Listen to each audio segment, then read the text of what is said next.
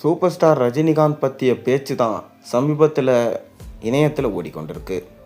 அவருடைய மனைவி லதா ரஜினிகாந்த் இயக்கம் ஒன்று ஸ்டார்ட் பண்ணி அதன் மூலம் நிறைய பேருக்கு உதவி செய்ய காத்து கொண்டிருக்கிறாங்க.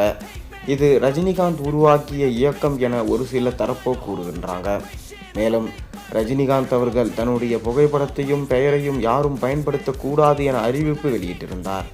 இதனால் ரஜினிகாந்த் அவர்களுக்கு ஏனப்பா இந்த காலத்தில் இந்த வேலை, அவர்தான் அரசியலுக்கு வரமாட்டேன் என்று கூறிவிட்டாரே, அதன் பிறகு எதற்காக இப்படி அவருடைய புகைப்படத்தையும் அவருடைய பெயரையும் பயன்படுத்தக்கூடாது என சொல்கிறார் என விமர்சனங்களும் இணையத்தில் போய்கொண்டு தான் இருக்குது.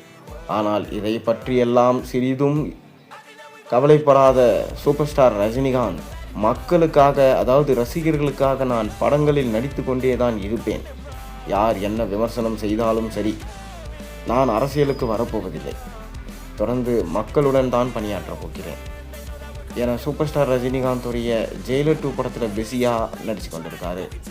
இந்த ஜெயிலர் 2 படத்தை நெல்சன் எடுக்கிறாரு, அனிருத் மியூசிக் பண்ணுறாரு, சன் பிக்சர்ஸ் பிரம்மாண்டமாக ப்ரொடக்ஷன்ஸ் பண்ணுறாங்க.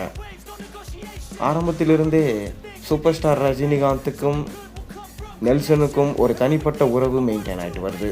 அதனால தான் அவங்க 2 பேரும் சேர்ந்து இப்போ ஜெயிலர் 2 படம் எடுக்கப்படுறாங்க. ஜெயிலர் 1 படம் கிட்டத்தட்ட 650 கோடிக்கு மேலே வசூலை ஈட்டி பெரும் லாபத்தை கொடுத்தது.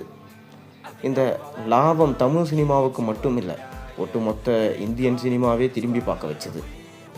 அதைத் தொடர்ந்து தமிழ் சினிமாவில் 1000 கோடி அப்படின்ற கனவாகவே இருக்குது.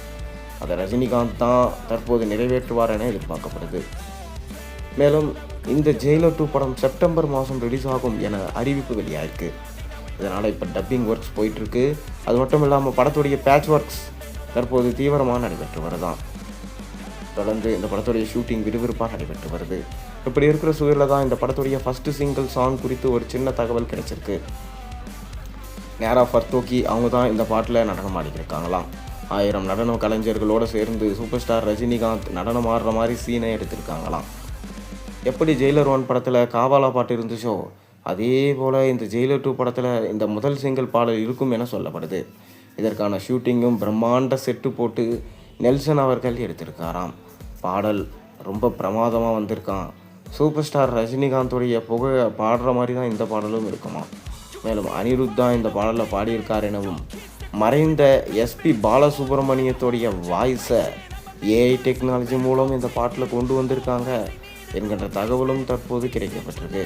கூடிய விரைவில் இந்த பாடல் வெளியாகும் என தகவல் வெளியாயிருக்கு. பொறுத்திருந்து பார்ப்போம். நீங்கள் என்ன நினைக்கிறீங்க? உங்கள் கருத்துக்களை மறக்காமல் கீழே கமெண்ட் வாயிலாக தெரிவியுங்க.